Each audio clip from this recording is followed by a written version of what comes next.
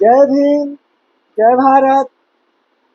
मैं महंत मांझी सशक्त भारत चैनल पर आज शेड्यूल ट्राइब्स के रिजर्वेशन इन प्रमोशंस और में जो कठिनाइयाँ उत्पन्न हुई उस पर ये रिजर्वेशन के संबंध में शेड्यूल ट्राइब्स पर कोई केस नहीं हुआ।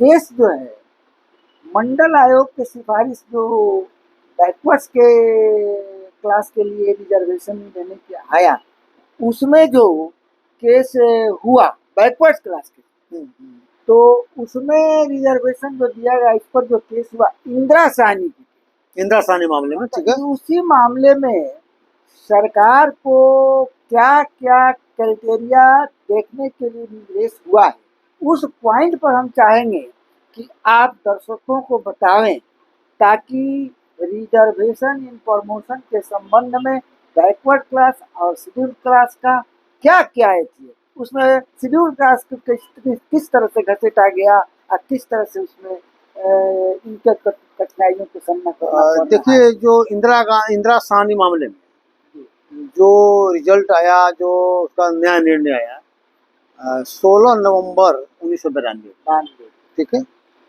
और उसमें जो क्राइटेरिया फिक्स किया गया और स्टेट को उसमें जो है बताया गया कि क्या क्या करना होगा, है ना, क्या क्या जरूरी है। तो सबसे पहला बात तो ये उसमें बताया गया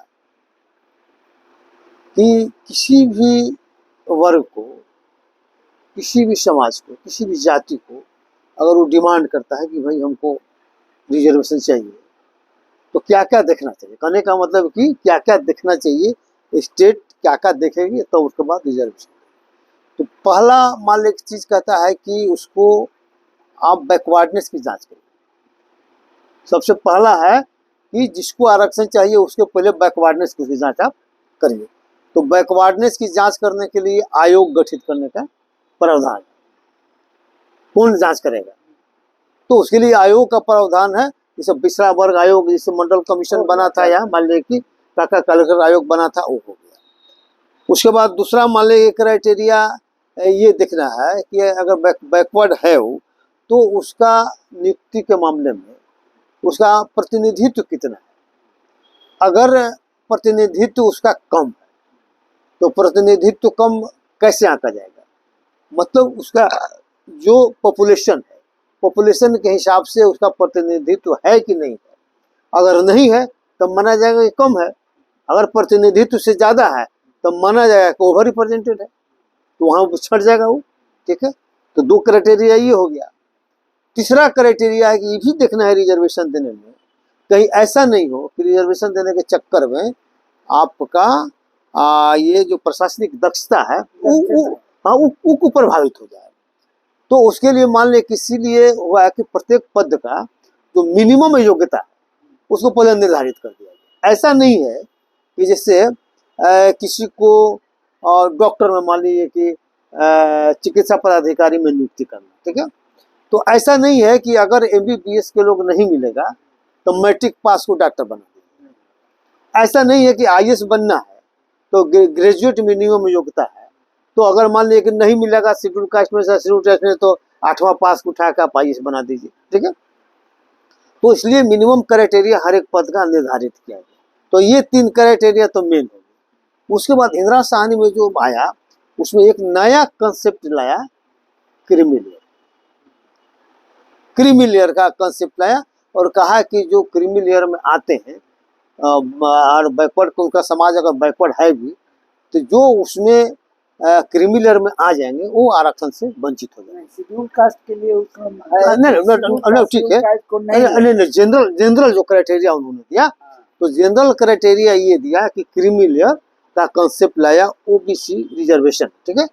और शेड्यूल कास्ट के मामले में कहा शेड्यूल कास्ट के मामले में कहा कि creamy layer concept is not applicable to SC and ST, ठीक है, ये मान लिया कहा।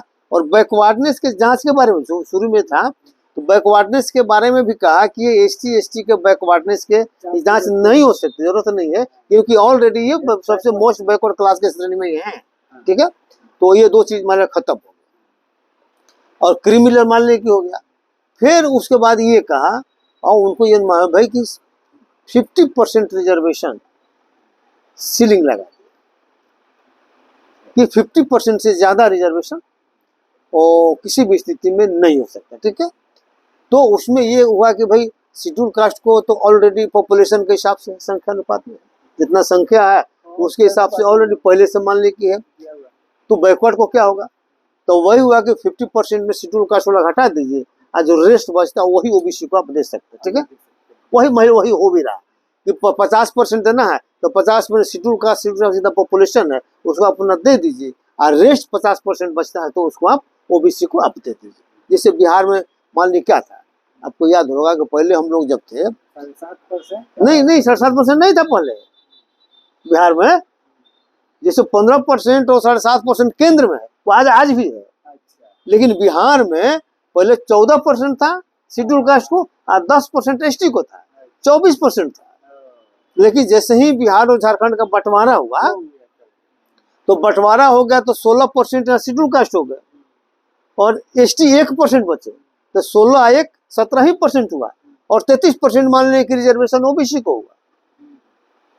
और वही जस्ट उल्टा हो गया कहाँ पर, झारखंड में। झारखंड में चूंकि शेड्यूल कास्ट वहाँ 10% बच गए और 28% जो है 28 से 26% वहाँ शेड्यूल ट्राइब्स हो गए, तो 26 7 36% वाला रिजर्वेशन हो गया। तो ओबीसी के लिए मात्र कितना बचा, 14%। हाँ, वहाँ 14% उनको बचता है।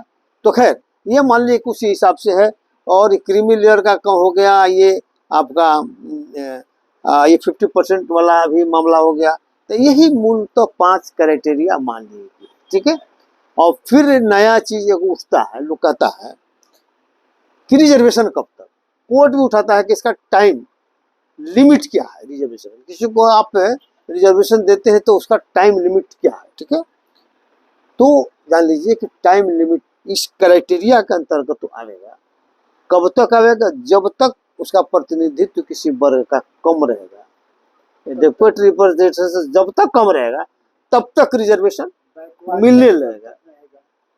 हाँ नहीं, मतलब बैकवर्डनेस का तो मान लीजिए एक बार जांच कर दिए तो फिर तो उसको पता चलेगा इसी से ना, जो मान लीजिए कि अगर अपने मेरिट पर अपने संख्या के हिसाब से अगर प्रतिनिधित्व पूरा करने लगा ना पूरा करने लगा तो लगा कि चलो इसका मतलब आप उस लेवल में आप आ गए। ठीक है, तो कहने का मतलब कि जब तक अपने ओन मेरिट पर रिजर्व कैटेगरी में जब तक एडेक्वेट रिप्रेजेंटेशन जिन वर्गों का प्राप्त नहीं हो जाएगा तब तक रिजर्वेशन चालू रहेगा, उसमें कहीं कोई ऑब्जेक्शन नहीं है। ठीक है, और जहां तक कि 10% जो रिजर्वेशन होता है कि 10 साल वाला, ये सब सिर्फ पॉलिटिकल रिजर्वेशन के लिए, और पॉलिटिकल रिजर्वेशन में भी 10 साल के बाद देखा जाता है।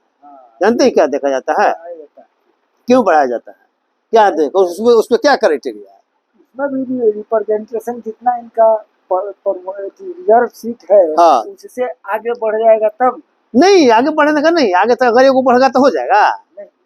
जैसे मान लो कि जनरल सीट में 4 को जीत के आएगा तो हो जाएगा, नहीं हो जाएगा। उसमें बजाबते परफॉर्मा है, और परफॉर्मा ये है कि भाई लोकसभा टोटल सीट किस स्टेट में कितना है, टोटल कितना हुआ, उसमें रिजर्व कैटेगरी के कितना सीट हुआ, रिजर्व कैटेगरी से एससी कितना आया, एसटी कितना आया, और जनरल कैटेगरी में कितना आया, जनरल कैटेगरी में कितना आया है कि नहीं।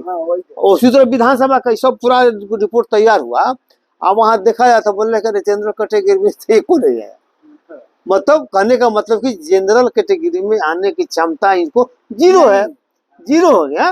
तो इसीलिए जीरो, अगर आप रिजर्वेशन नहीं दीजिएगा तो उनका रिप्रेजेंटेशन जीरो हो जाएगा।